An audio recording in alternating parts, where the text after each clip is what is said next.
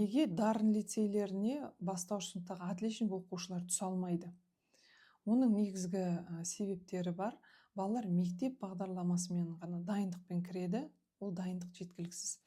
Алматы қаласына 7 дарын лицейі бар. Соған түсу үшін балалар кем деген 3-ші сыныпты бітіргеннен кейін 4-ші сыныпта 1 жылға жуық 30-40 одан да көп осы емтихан тақырыбындағы есептерге дайындалу керек. Мысалы жиын деген секілді мәтін есептер, балалардың ойлау жылдамдығы, сол мәтінді 100% түсінуі, міне осындай күрделі форматта балалар емтихан тақырыбында дайындалмаса, бұл мектептерге түсе алмайды. Кешелі бері Сканави оқу орталығымызда 39-ға, 126-ға, 90-92-ге түсіп жатқан оқушыларымыздың ата-аналары скриндарын жіберіп жатыр, түсіп жатырмыз деп. Алғашқы тізімдері шықты. WhatsApp-қа жазып, мінекей рахметтерін айтып жатыр. Және осы жерде Құдайберген Абдурахман деген баламыздың сіздерге скринін қоя кетейін. Және Жұлдыз ханым, бұл кісі бізге баласы 2-ші сыныпты бітірген кезде келген мастер-классқа. Содан келіп мәліметтер тыңдап, былтыр баласы 3-ші сынып бітірген кезде алып келіп Абдурахманды бізге берді. Абдурахман міне 39-ға түсіп тұр. Жұлдыз ханымның сіздерге бір ойымен бөлісе кетейін. Апай, енді мастер-класстарда Нұрлан ағай айтып жүреді ғой, жаңа мектепте 5-те оқып жүрген бала ертең дарынға түскен кезде білімі бағасы түседі 3-ке 4-ке деп. Біз мына 92 біздің үйдің маңайында ғой. Біз бұны емес 39 таңдаған болатынбыз.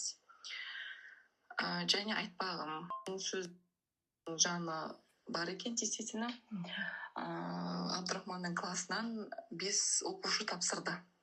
Осы 92-ге, енді үйдің маңында ғой, олар тем более 39 естіген жоқ. Сіздің мастер-класстарыңызға қатыс деп айтқам бір-екі ата-анаға.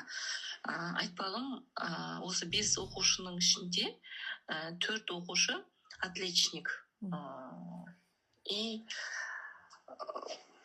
сол балалар кеше тапсырды, бірақ олар өкінішке орай өтпеді. Сосын біз олардың бағаларын көрдік, олар өте төмен жинап қалды. Сосын мен Нұрлан ағайда оқығанымыз қандай жақсы болды, сенің логикаң действительно көтерілді. Ол балалар отличник прям 5 деп, бірақ төмен алып қалды. Содан біз уже вывод жасадық, действительно Нұрлан ағайдан 1 жыл бойы оқығанымыз қандай жақсы болды. Мен бұрынғы Абдурахман мен қазіргі Абдурахманды салыстырсам, екеуінің логикасы жер мен көктей. Соны сізге рахмет ниетінде айтайыншы деп бір аудио жазып жүрейін деген ғой. Ағайға көп рахмет. Сіздер тыңдағандай естіп отырсыздар. Демек, мектептегі отличник оқушылар төмен балл алып түсе алмайды.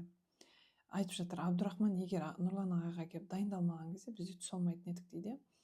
Сол себептен естіп тыңдап отырсыздар, көріп отырсыздар. Баланы дайындамасаңыздар, бала ертең түсе алмайды. Бұл жерде Жұлдыз ханым да айтып жатыр, өзінің мектебі баласына қазір оқу оңай болып қалған. Енді 39-ға барса, ол жерде балаға оқу қиын болады, сонда балаға қызықты болады.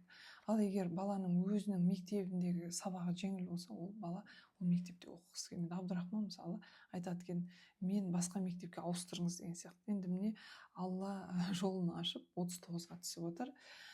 Егер балаларыңыз 3-ші сыныпты бітірген болса, РФМШ ниш мектептеріне түсеміз деп дайындалып жүрген болсаңыздар, міндетті түрде 4-ші сыныпта 1 жыл дайындық жасаңыздар. Логикалық тақырыптарда, мәтін есеппен, арнайы тақырыптармен.